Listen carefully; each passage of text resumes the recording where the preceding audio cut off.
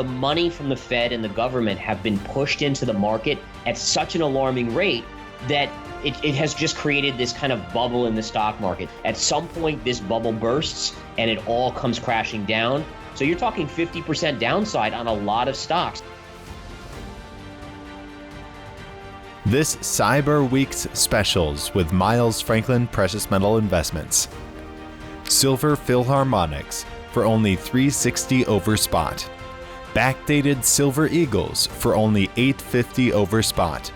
And 100-ounce Royal Canadian Mint silver bars for only $265 over spot per ounce.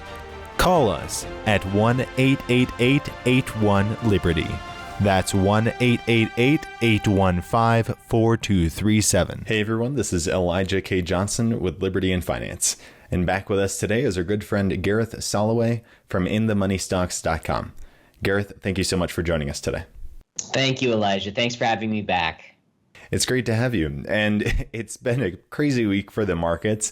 It seems like they're all kind of freaked out about this new COVID variant and also what the Fed said. Powell saying, inflation's not transitory anymore and we can't think about it that way. And maybe we need to speed up this taper. So your perspective on all that's going on and how it's impacting the markets right now. Yeah, so I think the biggest thing to understand that it's not the variant itself that's scaring the market, right? Because we went through the Delta variant and that didn't really have a huge impact in terms of selling pressure. But really what it is that back in March of 2020, when coronavirus or COVID came out, the Fed had inflation basically at 2% or less. So they could come out with guns blazing, pump as much money into the system as they wanted, and inflation was low enough it wasn't a big deal. The problem and why this new variant is scaring the markets is because you have inflation at 8% and the Fed can no longer come out with bazookas blazing, right? So they can't just print us out of this mess because inflation's already 8%. If they did that again, inflation's going to be at 16%, then 20%, then 25%, and that ultimately is unsustainable, right? I even think it's important to recognize that Jerome Powell was reappointed to the Fed position by President Biden. And you could argue that now that he's been reappointed, it was kind of a situation where Biden probably said, hey, listen, I have the midterm elections in 2022. I need inflation to get under control. I need you to be a little bit more hawkish. And sure enough, he's definitely gone more towards the hawkish side. So I think that that's also in play here where the markets are sensing this, that the Fed is now focused more so on inflation. Do you think that'll have any material impact? Like, will we see inflation actually get under control? I mean, for me, it's a matter of how much, right? So to me, the days of 2% or less inflation are probably behind us for a long, long time. Just based on the recent drop in oil prices and stuff like that, I think that, yeah, you'll see inflation come down from 8 to 9%, maybe back to 5%. But I don't see inflation going back to that 2% that the Fed has said that they wanted. And mainly because you have wage issues, right? So you can see all these help wanted signs everywhere you go. People are demanding a higher wage to work. And again, that can't be passed through immediately in terms of the widgets you buy or the vacations you go on. Only a portion of that can be passed through. So what these companies will do is they'll say, okay, well, we have to pay someone double what we did 2 years ago for this position. So we'll pass that along over a 5 or 10 year period and kind of raise prices over that period. That way the consumer can tolerate it and you don't kind of kill your demand for your product. Looking at how this all has impacted the individual markets, if we start with gold and silver, they've had quite a bit of a dip recently in the last week. Your perspective where gold is in particular right now? Yeah, so I mean, gold has had an absolute pounding. Gold was basically borderline breakout right here. All right, so that was really important. You have this trend line right down here. You can see we were bubbling up against it. Here's a parallel line that kind of marks the recent lows.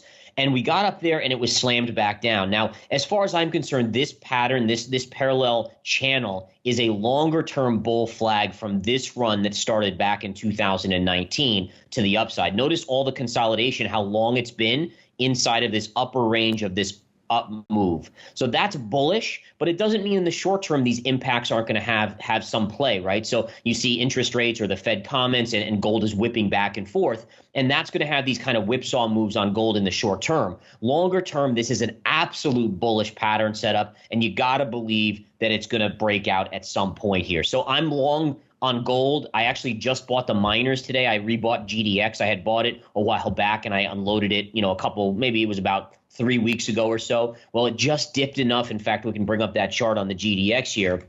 All right. And this dip on GDX to me was a buying opportunity, the price action. I picked it up at $30.20 today. I'm up a few pennies on this, but I'm going to look for this move to go back towards this trend line around 36, and then I'll decide if I want to hold it for a potential bigger breakout. But again, gold and silver to me continue to, be great ways to play a longer term macro trend of printing money uncontrollably. And again, yes, the Fed is talking about, we got to taper faster, maybe, raise interest rates. But let's be honest, the Fed will do this. And as soon as the next major issue triggers unemployment to rise sharply, they will come out again and print money. So again, it's just a matter of, short term. Yes, the Fed talks a big game. I don't think that they can hold to it longer term. Where does silver look right now? Silver's been chopping much in that same sideways pattern here. So I think this is important, right? So if you look at silver, you can see that you have this top range right here. All right, so that gives you this kind of base level upper range. And then if you look at the lower side here, you can also see that same type of channel. Now, this one's a sideways channel, which is also very, very bullish.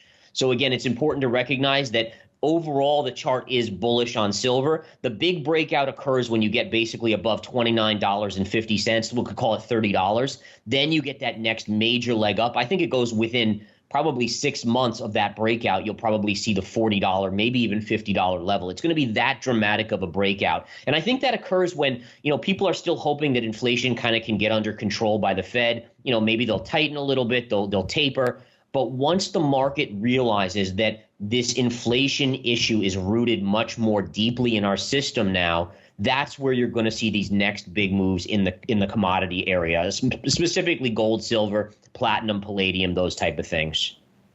And for the downside in silver, I mean, definitely we've taken a dip since the highs, for example, we saw back in end of January and February of that $30 level. So do you see any greater downside from here? There is a chance. So, as a trader, I have to watch both angles, right? I can see the macro pattern, which is bullish, but that doesn't mean it's not going to dip in the short term. And again, being an industrial metal plus a store of safety kind of brings in the issue of if the economy slows down, does silver go down, even if we still have inflation? And by the way, that's where stagflation comes into the mix and is such a scary situation. But if we do see silver come lower, this is a huge area here. So you can see right here, this previous pivot going back to 2019. You have a pivot right here in early 2020. So you're looking at basically downside maximum for me would be the $19 to $20 level. And if it does get there, so I don't own any silver on a swing trade basis, but if we did see a dip there, I would absolutely be a buyer there. That is a huge technical area of support. And again, I would be very, inclined to tell everyone that I advise to buy silver at that point. Now, as for the stock market, we saw quite a dip this last week in the Dow. I mean, it's down 1,000 points or so from the from last week. So where do you see any more downside for the stock market? I do think there is a concern here for the stock market, right? And one of the things that I've been paying attention to, and I think last time we chatted, I kind of showed this channel as well. This is the S&P chart, right? So you've seen the S&P stay within a pretty tight channel for a long period of time. Every time it gets to the low end, it rallies up to the upper end, then it comes back in. And that's what we've done here in the recent couple sell-off days. Now we're getting a good bounce today. This is a very strong bounce. I think part of that bounce is a little bit of relief that the Omicron variant doesn't seem to have particularly bad flu-like symptoms. It's kind of a minor illness versus what people were fearful with the Delta variant or the initial COVID. So I think that's a little bit of a relief. But again, notice how you got very close to the low end of this channel. That's really what the market's been trading inside of. So, basically as a trader, you would short the highs and buy the lows, short the highs and buy down here at the lows until it breaks, right? Now, at some point, I am concerned that with the Fed tapering, with inflation maybe not getting under control, with more issues in the global economy, we see a big buildup of Russian troops on the Ukrainian border. We know China and Taiwan is always a potential, tinderbox, if you will. That does make me concerned. This long run channel will break to the downside. But in the meantime, you can really just play this market with longs and shorts off of these levels. It's pretty remarkable how long the market has stayed in that channel. And it's happened. It's been the same way for the Qs. The Qs have the same channel in them. They've held for literally over a year inside of this range. So many people for so long have been talking about how overvalued the stock market is by many metrics. Your perspective, I mean, on where we stand now, I mean, are we looking for a major downside? Do you see major downside in the near future? Yeah, I mean, at some point, and now near future, I'm the worst at predicting the exact pivot points, really. I do think in 2022, we're going to see some big declines. Probably that combination of inflation and a stagnating economy could be one of the culprits. But there's no doubt that the valuations are ridiculous. I was commenting to traders the other day, Costco, which I love Costco. I go there every weekend. Of course, I buy my, shopping cart full, which costs me like $350. You always go in there spending at least $300, it seems like. But the bottom line is it's trading at a forward PE of like 40 to 45.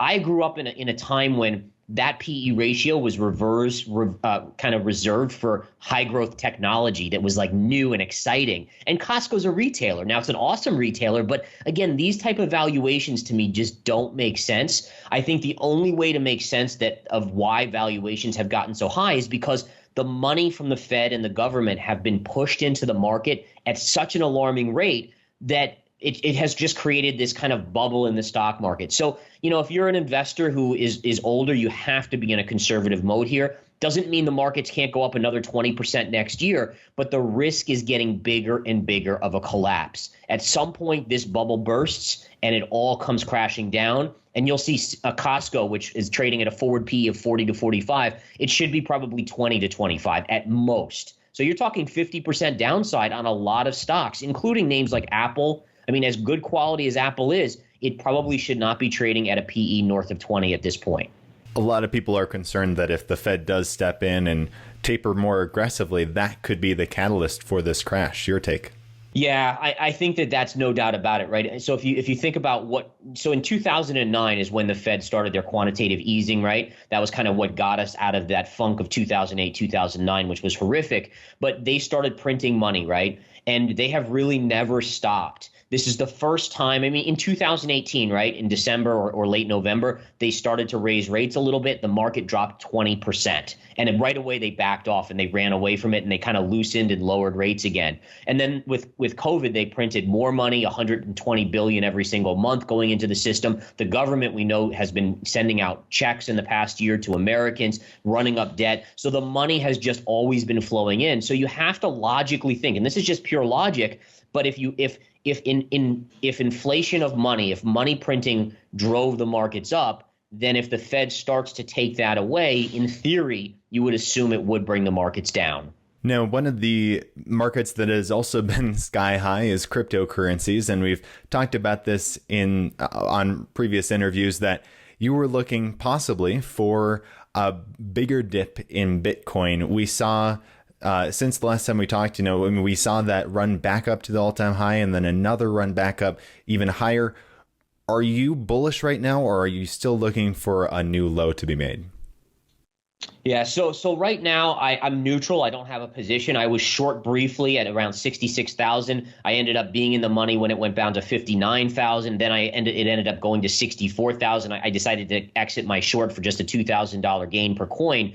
But I still am in the camp that something is going on here, and I'm still concerned that when the stock market declines sharply, we tend to see a sell-off in cryptocurrency. So, if we're just looking at the chart here of Bitcoin, you can see here was your April 2021 high. You briefly got above it here. You briefly got above it here. And each time it got pounded back down. And my big concern, as I put in a trend line here for us all to kind of view, is if you looked at Twitter, right? I mean, I follow Twitter. I'm on Twitter.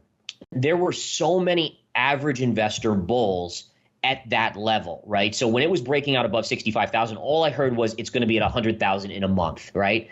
And with all those small investors buying hand and fist and leveraging themselves, why couldn't it hold above that $65,000 high? That was concerning to me, because what it tells you is that there was someone bigger that was eclipsing all those small investors. Someone was selling there. And again, since then, we've had it come back in. It's trading just under 57,000. But I'm still concerned that instead of a breakout, which everyone was talking about, everyone was saying, oh, this is a breakout, it's a higher high. Well, if it's a higher high, then it's a failed breakout. And failed breakouts are notoriously bad. I look at this more as a double top and say, okay, it pierced the double top, but it never sustained itself. So it's still technical resistance. So I'm still a skeptic. I still am concerned that the stock market could ultimately cause a major drop, maybe even as low as 20,000 if we get into a big bear market in the stock market. And so I'm going to sit on the sidelines for now.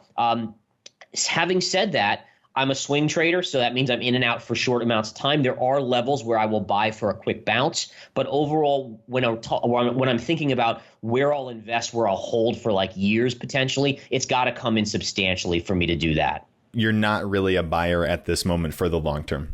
Not for the long term, yeah. So, I mean, for instance, the 50,000 level, if it dipped to 50,000, I'd probably play that as a quick swing trade, jump in right around there, look for maybe 10, 15% gain, and then I'd move out again because there's still a lot of bullish players out there. So they're going to buy dips just like the stock market. So you're going to get those opportunities to be in and be out. But for me, I just don't feel comfortable paying up at these highs, knowing the leverage in the system. I mean, you have situations where people are putting money in a place like Celsius, and then they're able to re-leverage and re-leverage and re-leverage. That's just not healthy for me in terms of investment. If I'm putting something in for the long term, I want it to feel secure, to make me feel like I'm getting it at a level where it doesn't have a lot of downside risk. And I just don't have that feeling at this point for the long term on Bitcoin.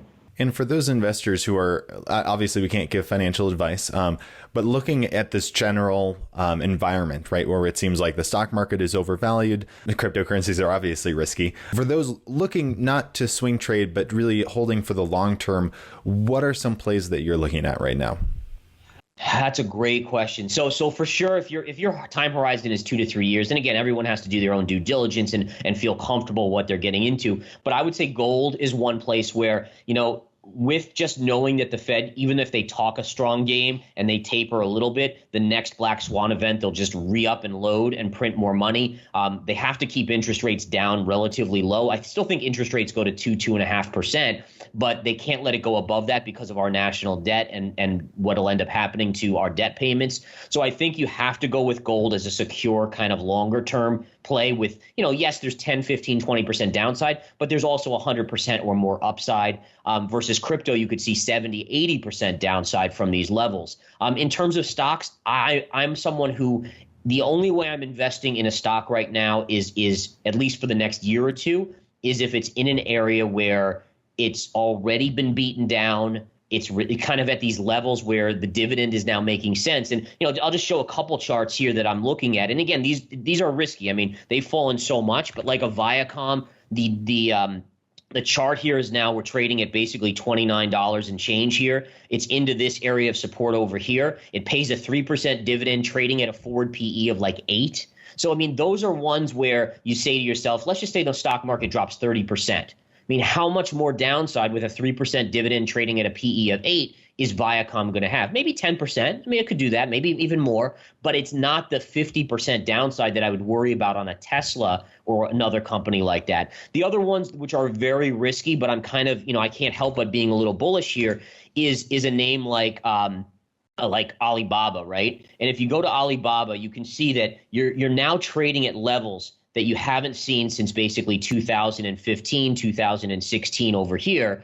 And this is a riskier play because it's China, but the valuations are so intriguing. In addition, I always remind myself that there's 1.5 billion Chinese consumers, right? And they still don't have a consumer economy yet. It's starting to get there, but really their economy is based on exports still. What the government's trying to do is move it to a consumer economy, which means you have way more money in people's pockets that are spending. China doesn't want to rely on everyone else. They don't want to rely on the U.S. or other countries. So they want to create that self-sufficient U.S. type economy. And that means names like Alibaba could do very well. It's, again, trading down from 300 and change down to $120. So, those are the types of plays I look at. You know this, Elijah, but in general, I'm the type of investor who I like something when everyone else hates it, and I hate it when everyone else likes it. Just like Bitcoin at the all-time highs, I was like, don't really like it, still don't like it. and vice versa on these type of plays. So look for things that have already been beaten down, and then obviously know your risk tolerance. I think that's the biggest thing. All right. Well, Gareth Soloway, we really appreciate your time today and all your insights. Before we let you go, any last thoughts you'd like to leave with our viewers, and where can our viewers find you online? Twitter's the best place, at Gareth Soloway. I posted a couple charts of interest today that are just fun. One on natural gas. I think natural gas is an interesting level here for a short-term swing trade. And then if you're interested in crypto, come to verifiedinvestingcrypto.com. I just launched that site a month ago. It's awesome. And then obviously for stock trades, inthemoneystocks.com. All right, Gareth, once again, thank you so much for your time, and God bless. Thank you so much. Same to you, Elijah.